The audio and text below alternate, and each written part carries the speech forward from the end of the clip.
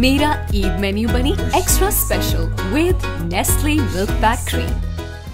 अब रुक करते हैं रहीम यार खां का। मजन नदीम की रिपोर्ट के मुताबिक बेनज़ीर इनकम सपोर्ट से अहम अपील।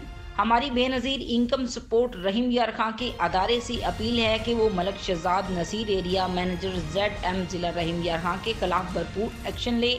ये वो माफिया है जिसने करोड़ों रुपए के घपले किए, गरीबों, यतीमों और मस्किनों का माल खाया। BDO और फ्रेंचाइज को अपनी नाक के नीचे मिली भगत करके ऑटो वदरेड करवाया और फ्रेंचाइजों से मिलकर कटौती का बराबर का हिस्सा वसूल किया। हमारी अपील BESP की टीम से कि वो इस नापाक शख्स को इस अदारे से निकाल कर इसका एडिट करवाएं जिसके इस वक्त करोड़ों के असस्य बन चुके हैं। मजाल है कि बेनज़ीर इनकम सपोर्ट ने इसके खिलाफ कोई एक्शन लिया हो। ये 10 साल से इस महकमे को कंगाल बना रहा है, लेकिन बेनज़ीर इनकम सपोर्ट के कुछ अफसरान ने मिलकर इसके खिलाफ एक्शन लेने की बजाय इसका साथ दे रहे हैं।